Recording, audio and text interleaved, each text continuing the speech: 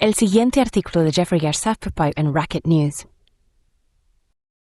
Sachs es el director del Centro para el Desarrollo Sostenible en la Universidad de Columbia, donde ostenta el rango académico más alto de la universidad. Sachs fue director del Instituto de la Tierra en la Universidad de Columbia desde 2002 hasta 2016. Es presidente de la Red de Soluciones para el Desarrollo Sostenible de la ONU y sirvió como asesor especial de los secretarios generales de la ONU, Kofi Annan, Ban Ki-moon y Antonio Guterres. En 1989, asesor del primer gobierno postcomunista de Polonia, y ayudé a idear una estrategia de estabilización financiera y transformación económica. Mis recomendaciones en 1989 pedían un apoyo financiero occidental a gran escala para la economía de Polonia con el fin de prevenir una inflación descontrolada, permitir una moneda polaca convertible a un tipo de cambio estable y abrir el comercio y la inversión con los países de la Comunidad Europea, ahora la Unión Europea. Estas recomendaciones fueron atendidas por el gobierno de los Estados Unidos, el G7 y el Fondo Monetario Internacional. Basado en mi consejo, se estableció un fondo de estabilización de 1.000 millones de zlotys que sirvió como respaldo para la nueva moneda convertible de Polonia. A Polonia se le concedió una suspensión en el servicio de la deuda de la era soviética y luego una cancelación parcial de esa deuda. Polonia recibió una asistencia significativa para el desarrollo en forma de subvenciones y préstamos por parte de la comunidad internacional oficial. El desempeño económico y social subsiguiente de Polonia habla por sí mismo. A pesar de que la economía de Polonia experimentó una década de colapso en los años 80, Polonia comenzó un periodo de rápido crecimiento económico a principios de los años 90. La moneda se mantuvo estable y la inflación baja. En 1990, el PIB per cápita de Polonia, medido en términos de paridad de poder adquisitivo, era el 33% del de la vecina Alemania. Para 2024, fue elevado el 68% del PIB per cápita de Alemania, tras décadas de rápido crecimiento económico. Sobre la base del éxito económico de Polonia, en 1990 fui contactado por el señor Grigory Yavlinsky, asesor económico del presidente Mikhail Gorbachev, para ofrecer un asesoramiento similar a la Unión Soviética y en particular para ayudar a movilizar apoyo financiero para la estabilización y transformación económica de la Unión Soviética. Uno de los resultados de ese trabajo fue un proyecto de 1991 realizado en la Escuela Kennedy de Harvard con los profesores Graham Allison, Stanley Fisher y Robert Blackwell. Propusimos conjuntamente un gran acuerdo a los Estados Unidos, el G7 y la Unión Soviética, en el que abogamos por un apoyo financiero a gran escala por parte de los Estados Unidos y los países del G7 para las reformas económicas y políticas en curso de Gorbachev. El informe fue publicado como Window of Opportunity, The Grand Bargain for Democracy in the Soviet Union, mes de octubre de 1991. La propuesta de apoyo occidental a gran escala para la Unión Soviética fue rechazada rotundamente por los guerreros fríos en la Casa Blanca. Gorbachev acudió a la cumbre del G7 en Londres en julio de 1991 pidiendo asistencia financiera, pero se fue con las manos vacías. A su regreso a Moscú, fue secuestrado en el intento de golpe de agosto de 1991. En ese momento, Boris Yeltsin, presidente de la Federación Rusa, asumió el liderazgo efectivo de la Unión Soviética, que estaba en crisis. Para diciembre, bajo el peso de las decisiones de Rusia y otras repúblicas soviéticas, la Unión Soviética se disolvió con la aparición de 15 naciones recién independizadas. En septiembre de 1991, fui contactado por Yegor Gaidar, asesor económico de Yeltsin, y pronto sería primer ministro interino de la recién independizada Federación Rusa a partir de diciembre de 1991. Me solicitó que fuera a Moscú para discutir la crisis económica y las formas de estabilizar la economía rusa. En ese momento, Rusia estaba al borde de la hiperinflación, el incumplimiento financiero con Occidente, el colapso del comercio internacional con las otras repúblicas y con los antiguos países socialistas de Europa del Este, y una intensa escasez de alimentos en las ciudades rusas, como resultado del colapso de las entregas de alimentos desde las zonas agrícolas y el omnipresente mercado negro de alimentos y otros productos esenciales. Recomendé que Rusia reiterara el llamado a una asistencia financiera occidental a gran escala, incluyendo una suspensión inmediata del servicio de la deuda, alivio de la deuda a largo plazo, un fondo de estabilización de la moneda para el rublo, como el zloty en Polonia, subvenciones a gran escala de dólares y monedas europeas para apoyar las importaciones urgentes de alimentos y medicinas y otros flujos de productos esenciales, y financiamiento inmediato por parte del FMI y otras instituciones para proteger los sociales de Rusia y los brujales de otros. En noviembre de 1991, Gaidar se reunió con los diputados del G7, los viceministros de finanzas de los países del G7, y solicitó una suspensión en el servicio de la deuda. Esta solicitud fue rotundamente denegada. Por el contrario, se le dijo a Gaidar que a menos que Rusia continuara pagando hasta el último dólar a medida que venciera, la ayuda alimentaria de emergencia en alta mar, que se dirigía a Rusia, sería inmediatamente devuelta a los puertos de origen. Me reuní con un Gaidar pálido inmediatamente después de reunión con los Pueblos 7. En diciembre de 1991, me reuní con Yeltsin en el Kremlin para informarle sobre la crisis financiera de Rusia y sobre mi continua esperanza y defensa de la asistencia de emergencia occidental, especialmente ahora que Rusia estaba emergiendo como una nación independiente y democrática tras el fin de la Unión Soviética. Me pidió que sirviera como asesor de su equipo económico, con un enfoque en intentar movilizar el apoyo financiero a gran escala necesario. Acepté el esfuerzo, y el puesto de asesor es estrictamente no remunerada. Al regresar de Moscú, fui a Washington para reiterar mi llamado a una suspensión de la deuda, un fondo de estabilización de divisas y apoyo financiero de emergencia. En mi reunión con el señor Richard Erb, subdirector gerente del FMI a cargo de las relaciones generales con Rusia, supe que Estados Unidos no apoyaba este tipo de paquete financiero. Una vez más, defendí el caso económico y financiero y estaba decidido a cambiar la política de Estados Unidos. En otras experiencias de asesoría, había aprendido que podría requerir varios meses para influir en Washington sobre su enfoque político. De hecho, durante 1991-94, abogué sin descanso pero sin éxito por un apoyo occidental a gran escala para la economía en crisis de Rusia y apoyo para los otros 14 estados recién independizados de la antigua Unión Soviética. Hice estos llamamientos en innumerables discursos, reuniones, conferencias, artículos de opinión y artículos académicos. La mía era una voz solitaria en los Estados Unidos, pidiendo tal apoyo. Había aprendido de la historia económica, sobre todo de los escritos cruciales de John Maynard Keynes, especialmente las consecuencias económicas de la paz, 1919, y de mis propias experiencias de asesoramiento en América Latina y Europa del Este, que el apoyo financiero externo para Rusia podría ser decisivo para el esfuerzo de estabilización urgentemente necesario de Rusia.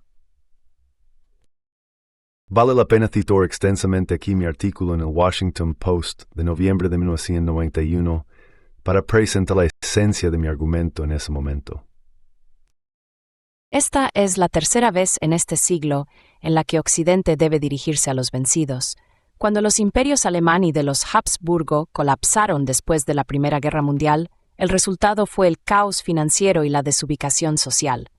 Keynes predijo en 1919 que este colapso total en Alemania y Austria, combinado con la falta de visión de los vencedores, conspiraría para producir una furiosa reacción hacia la dictadura militar en Europa Central.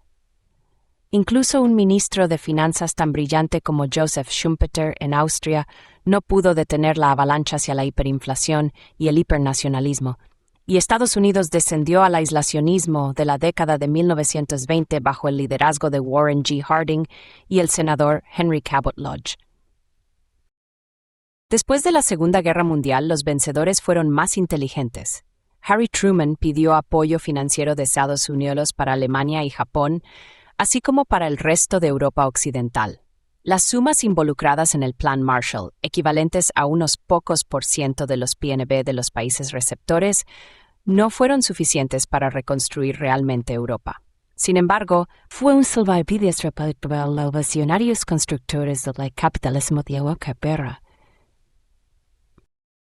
Ahora la Guerra Fría y el colapso del comunismo han dejado a Rusia tan postrada, asustada e inestable como lo estuvo Alemania después de la Primera y Segunda Guerra Mundial. Dentro de Rusia, la ayuda occidental tendría el efecto psicológico y político galvanizador que tuvo el Plan Marshall para Europa Occidental. La psique de Rusia ha sido atormentada por 1000 años de invasiones brutales, que van desde Genghis Khan hasta Napoleón y Hitler. Churchill juzgó que el Plan Marshall fue el acto más desinteresado de la historia, y su opinión fue compartida por millones de europeos, para quienes la ayuda fue el primer atisbo de esperanza en un mundo colapsado. En una Unión Soviética colapsada, tenemos una oportunidad notable de elevar las esperanzas del pueblo ruso a través de un acto de comprensión internacional. Occidente puede ahora inspirar al pueblo ruso con otro acto desinteresado. Este consejo no fue escuchado, pero eso no me disuadió de continuar con mi defensa. A principios de 1992 fui invitado a presentar el caso en el programa de noticias de PBS, The McNeil-Lehrer Report. Estuve al aire con el secretario de Estado interino Lawrence Eagleburger.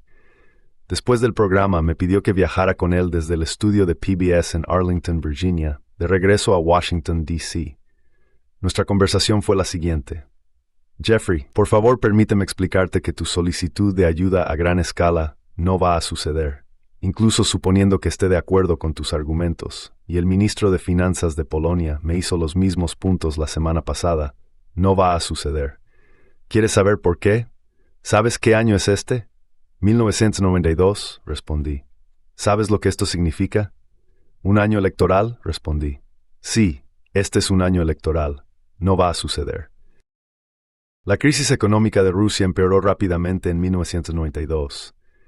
Gaidar levantó los controles de precios a principios de 1992, no como una supuesta cura milagrosa, sino porque los precios fijos oficiales de la era soviética eran irrelevantes bajo las presiones de los mercados negros.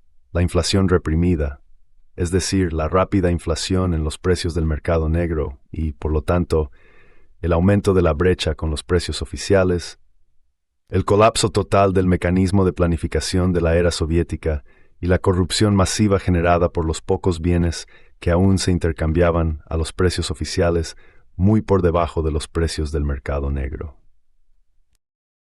Rusia necesitaba urgentemente un plan de estabilización del tipo que Polonia había emprendido, pero tal plan estaba fuera de su alcance financieramente, debido a la falta de apoyo externo y políticamente, porque la falta de apoyo externo también significaba la falta de consenso interno sobre qué hacer. La crisis se agravó por el colapso del comercio entre las naciones recién independizadas postsoviéticas y el colapso del comercio entre la antigua Unión Soviética y sus antiguas naciones satélite en Europa Central y Oriental, que ahora estaban recibiendo ayuda occidental y estaban reorientando su comercio hacia Europa Occidental y alejándose de la antigua Unión Soviética.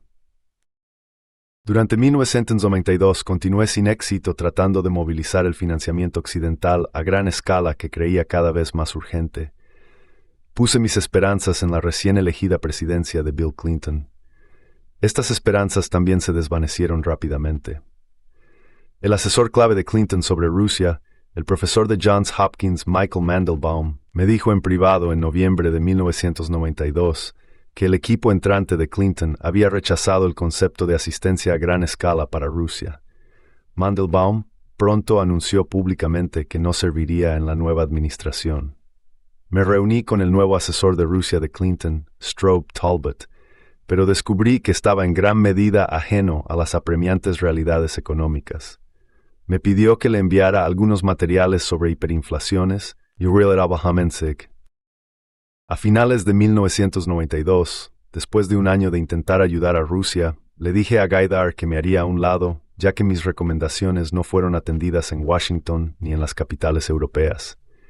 Sin embargo, alrededor del día de Navidad recibí una llamada del nuevo ministro de Finanzas de Rusia, el señor Boris Fyodorov.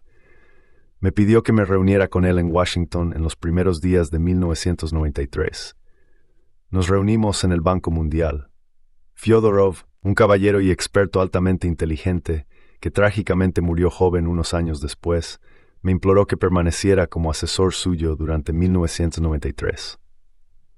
Acepté hacerlo y pasé un año más intentando ayudar a Rusia a implementar un plan de estabilización. Renuncié en diciembre de 1993 y anuncié públicamente mi salida como asesor en los primeros días de 1994. Mi continua defensa en Washington una vez más cayó en oídos sordos durante el primer año de la administración Clinton, y mis propios presentimientos se hicieron mayores. Repetidamente invoqué las advertencias de la historia en mis discursos y escritos públicos, como en este artículo en el New Republic en enero de 1994, poco después de haber dejado el papel de asesor. Sobre todo, Clinton no debería consolarse con la idea de que nada demasiado serio puede suceder en Rusia. Muchos responsables políticos occidentales han predicho con confianza que si los reformistas se van ahora, volverán en un año después de que los comunistas demuestren una vez más su incapacidad para gobernar. Esto podría suceder, pero lo más probable es que no. La historia probablemente le ha dado a la administración Clinton una oportunidad para alejar a Rusia del abismo y revela un patrón alarmantemente simple. Los moderados girondinos no siguieron a Robespierre de vuelta al poder. Con una inflación galopante, desorden social y estándares de vida en caída, la Francia revolucionaria optó por Napoleón en su lugar. En la Rusia revolucionaria, Alexander Kerensky no volvió al poder después de que las políticas de Lenin y la guerra civil condujeran a la hiperinflación. El desorden de principios de la década de 1920 abrió el camino para el ascenso de Stalin al poder. Tampoco se le dio otra oportunidad al gobierno de Brüning en Alemania una vez que Hitler llegó al poder en 1933. Vale la pena aclarar que mi papel como asesor en Rusia se limitó a la estabilización macroeconómica y la financiación internacional. No estuve involucrado en el programa de privatización de Rusia que tomó forma durante 1993-4, ni en las diversas medidas y programas, como el notorio esquema de acciones por préstamos en 1996, que dieron lugar a los nuevos oligarcas rusos. Por el contrario, me opuse a los diversos tipos de medidas que Rusia estaba emprendiendo, creyendo que estaban llenas de injusticia y corrupción. Lo dije tanto en público como en privado a los funcionarios de Clinton, pero tampoco me escucharon en ese sentido. Colegas míos en Harvard estuvieron involucrados en el trabajo de privatización, pero me mantuvieron cuidadosamente alejado de su trabajo. 2 de ellos fueron posteriormente acusados por el gobierno de Estados Unidos de operaciones con información privilegiada en actividades en Rusia, de las cuales yo no tenía absolutamente ningún conocimiento previo ni participación de ningún tipo. Mi único papel en ese asunto fue despedirlos del Instituto de Desarrollo Internacional de Harvard por violar las normas internas del II contra los conflictos de interés en los países que asesoraba. El fracaso de Occidente en proporcionar apoyo financiero a gran escala y a tiempo a Rusia y a las otras naciones recién independizadas de la antigua Unión Soviética definitivamente exacerbó la grave crisis económica y financiera que enfrentaron esos países a principios de la década de 1990. La inflación se mantuvo muy alta durante varios años. El comercio y, por ende, la recuperación económica se vieron seriamente obstaculizados. La corrupción floreció bajo las políticas de repartir valiosos activos estatales a manos privadas. Todas estas dislocaciones debilitaron gravemente la confianza pública en los nuevos gobiernos de la región y en Occidente. Este colapso en la confianza social me recordó en ese momento el adagio de Keynes en 1919, tras el desastroso Acuerdo de Versalles y las hiperinflaciones que siguieron. No hay un medio más sutil, más seguro de derrocar la base existente de la sociedad que degradar la moneda. El proceso involucra todas las fuerzas ocultas de la ley económica del lado de la destrucción, y lo hace de una manera que ni uno de cada millón de hombres es capaz de diagnosticar. Durante la tumultuosa década de 1990, los servicios sociales de Rusia cayeron en declive. Cuando este declive se combinó con el gran aumento de las tensiones en la sociedad, el resultado fue un fuerte aumento en las muertes relacionadas con el alcohol en Rusia. Mientras que en Polonia las reformas económicas fueron acompañadas por un aumento en la esperanza de vida y la salud pública, ocurrió todo lo contrario en la Rusia azotada por la crisis. Incluso con todos estos desastres económicos y con el incumplimiento de Rusia en 1998, la grave crisis económica y la falta de apoyo occidental no fueron los puntos de ruptura definitivos de las relaciones entre Estados Unidos y Rusia. En 1999, cuando Vladimir Putin se convirtió en primer ministro, y en 2000, cuando se convirtió en presidente, Putin buscó relaciones internacionales amistosas y de apoyo mutuo entre Rusia y Occidente. Muchos líderes europeos, por ejemplo, Romano Prodi de Italia, han hablado extensamente sobre la buena voluntad de Putin y sus intenciones positivas hacia unas relaciones Rusia-UE en los primeros años de su presidencia. Fue en los asuntos militares, más que en la economía, donde las relaciones entre Rusia y Occidente terminaron desmoronándose en la década de 2000. Al igual que con las finanzas, Occidente era militarmente dominante en la década de 1990 y ciertamente tenía los medios para promover relaciones fuertes y positivas con Rusia. Sin embargo, Starinithem to Machwastu Grerview Misund Rosiat Lautan, se mantenida irritaciones estables con Rusia.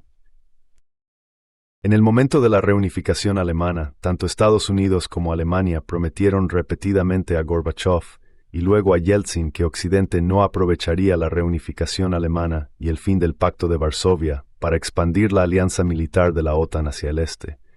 Tanto Gorbachev como Yeltsin reiteraron la importancia de esta promesa de Estados Unidos o OTAN. Sin embargo, en solo unos pocos años, Clinton rompió completamente el compromiso occidental y comenzó el proceso de ampliación de la OTAN.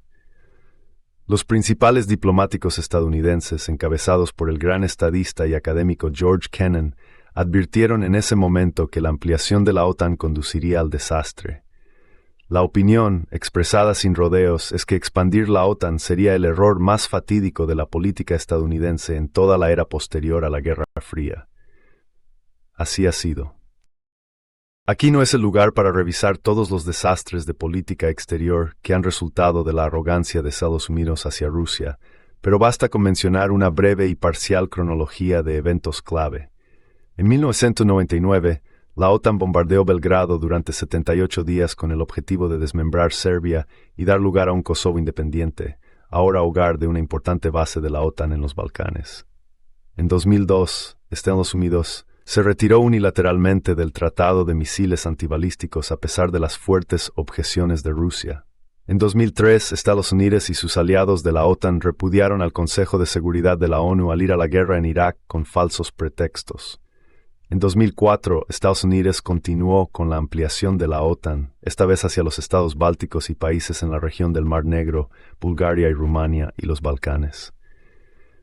En 2008, a pesar de las urgentes y fuertes acciones de Rusia, Estados Unidos se comprometió a usar la OTAN a Georgia y Ucrania.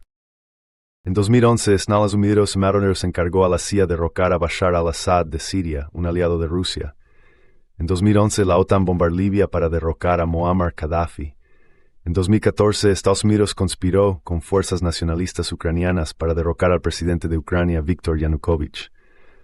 En 2015, Estados Unidos comenzó a colocar misiles antibalísticos Aegis en Europa del Este, Rumania, a poca distancia de Rusia. En 2016-2020, Urus apoyó a Ucrania en socavar el acuerdo de Minsk II, a pesar de su respaldo unánime por el Consejo de Seguridad de la ONU. En 2021, la nueva administración Biden se negó a negociar con Rusia sobre la cuestión de la ampliación de la OTAN a Ucrania. En abril de 2022, Estados Unidos pidió a Ucrania que se retirara de las negociaciones de paz con Rusia.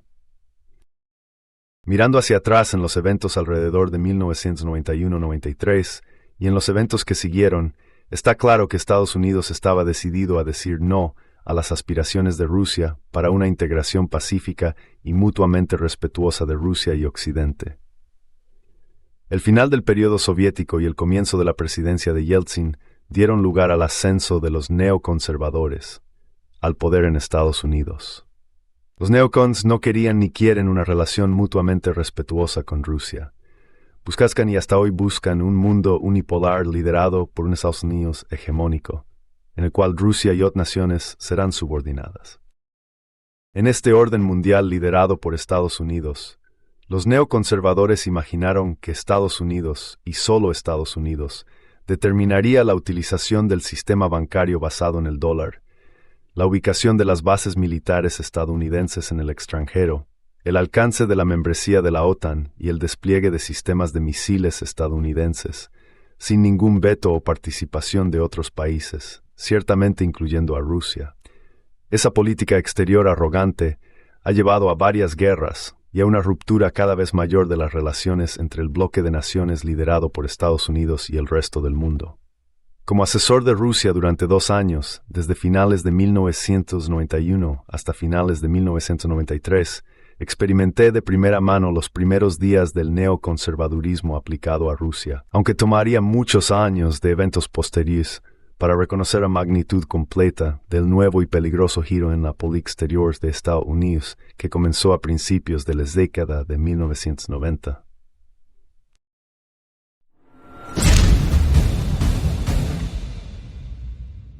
Si valoras nuestras traducciones, por favor considera apoyarnos en Patreon. El enlace está en la descripción. Muchas gracias.